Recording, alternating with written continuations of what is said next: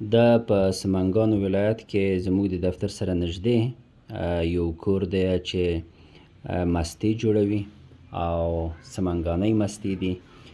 کوم کس چې دغه مستې جوړوي هغه په حقیقت کې د مدرسې یوه استاذه ده او واقعا چې ډېرې ښکلې مستې جوړوي. یعنې هغه کوم تخنیک چې کاروي د هغې سربیره د دې کیفیت ډېر لوړ دی او اکثریت خلک د همدوی څخه مستې اخلي. په مزه کې، په هغه غوړوالي کې یا خوږوالی دا هر څه په نظر کې نیول شوي دي. تاسو د دې دغه کیفیت وګورئ، یعنې ډېرې ټینګې مستې دي. تقریبا تر آخره پورې یعنې د دې کاسې هره برخه چې وګورو نو کیفیت د دغو مستو په همدې شکل باندې دی.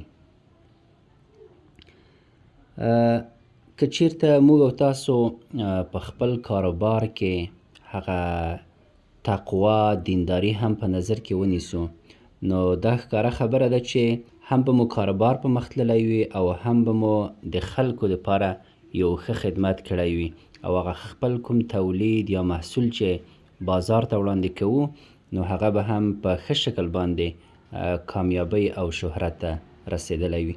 په دې هیله چې زموږ او ستاسو ټول هیوادوال همدغسې د خپلو تولیداتو او د خپلو هغو محصولاتو په برخه کې چې بازار ته یې وړاندې کوي او خلکو باندې یې خرڅوي د کیفیت له اړخه هم دوی د یو مسلمان او د یو مؤمن په توګه باندې ارزښت ورکړي او په هغې باندې کار وکړي تر څو هم یې ځان ته ګټه ورسیږي او هم د ټولنې نورو خلکو ته.